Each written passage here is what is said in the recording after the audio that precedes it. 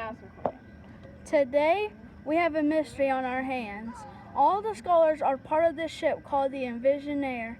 We're searching for the ancient treasure, and while I was on the boat, I noticed that there was a really important piece of the map missing.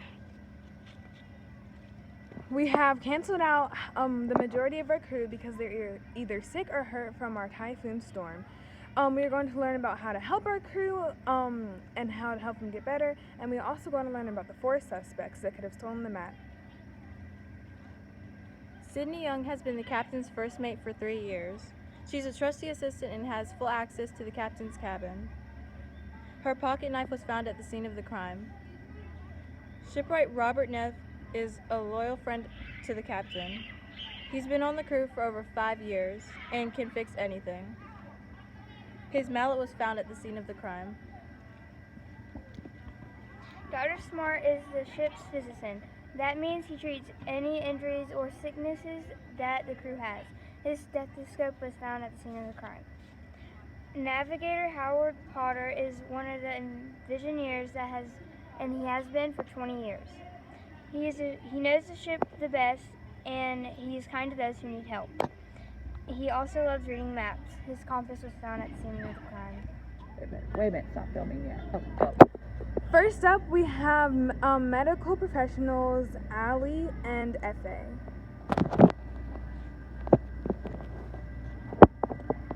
According to Dr. Smart, a crewmate on the boat had a collapsed lung. A collapsed lung is when air fills the space between the lung and chest cavity. We then made a model of a healthy lung so we can find out what it does regularly. There are many different types of fractures, like simple fractures, open fractures, and closed fractures. We are very lucky that we had a lot of open fractures and only a few closed fractures. Only a few.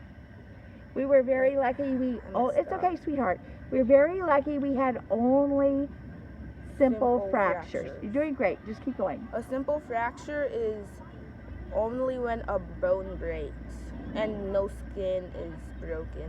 And then how do you immobilize an arm? To immobilize an arm, we used a splint and some gauze. A splint is like a long piece of rubber that we put on somebody's arm like this, and then we put some gauze on it so it can stand still. Perfect. And then what else did you do to keep it still? We also put a sling on the person's body. Great. Next up, we have our civil engineers Caleb and Dakota. Take your mask off, honey. While on the island, there was a lot of rocky terrain, so we had to build robots to get past it. This is an example of one of the robots we constructed.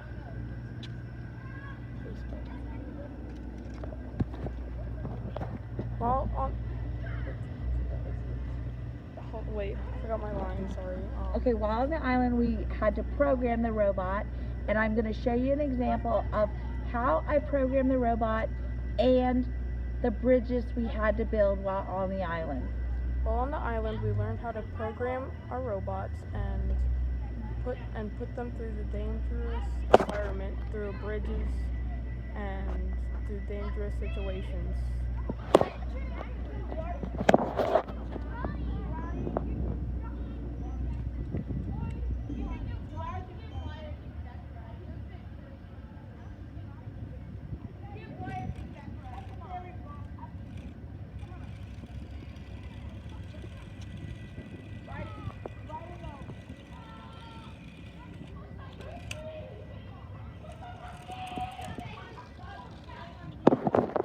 Maybe it wasn't meant to be in the grass, but that's okay.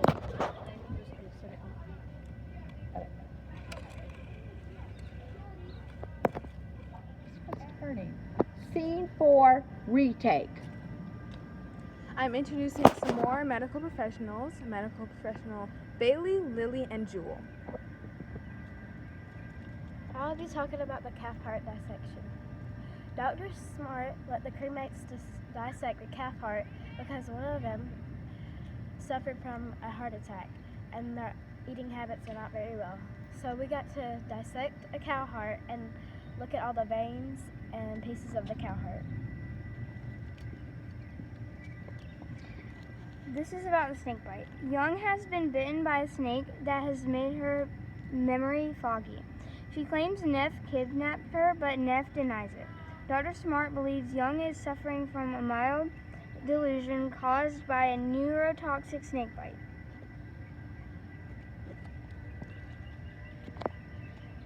It is what would explain her fuzzy memory. Dr. Smart thinks that he can treat her symptoms, but he needs to know the type of snake that bit her. Dr. Smart later on figured out that it was a red-tailed green rat snake. What is a neurotoxic bite? Does it affect nerves or blood? Nerves. Perfect. After analyzing the blood splatters, we conclude that the blood splatters are from 30 inches tall and 66 inches tall, the same height from Dr. Smart's gash in his hand and Dr. Neff's cut in his head. Next up, we have our forensic scientists, Kanaya, Devon, Liam, and Isaac.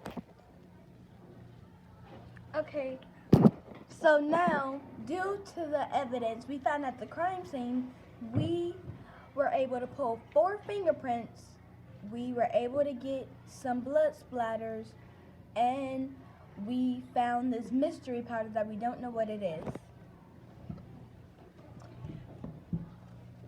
So at the crime scene, we found some mystery powder, and we found out that the mystery powder was good for our skin, and it has a pH level of 7.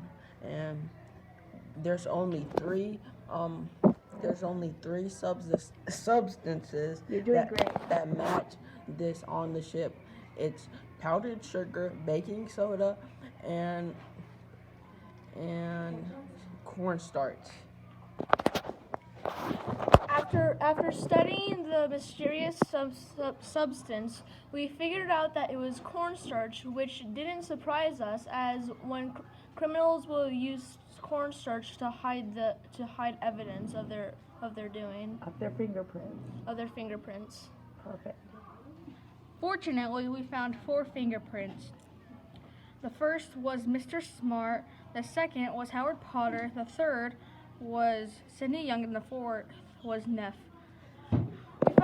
We found more fingerprints of Dr. Smart and Neff. Start.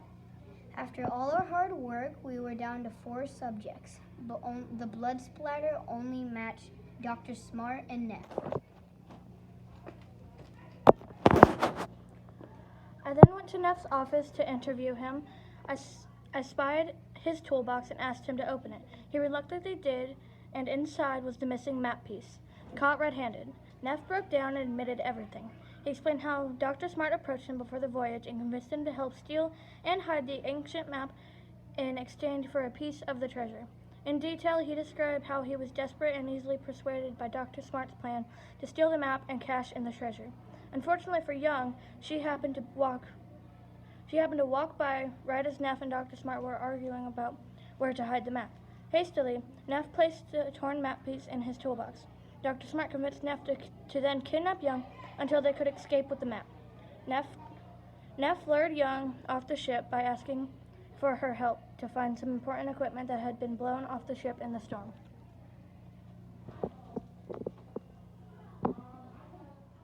Wait. Go. Okay, take your mask off. After seeing what has happened here in the jury, we have concluded that clearly Neff was under pressure because his wife has to go under a surgery, and obviously he just needed some money to help her go. Obviously, the real villain here is Smart. He should be sentenced to 10 to 15 years of jail because what he did was wrong and he endangered all of the crew.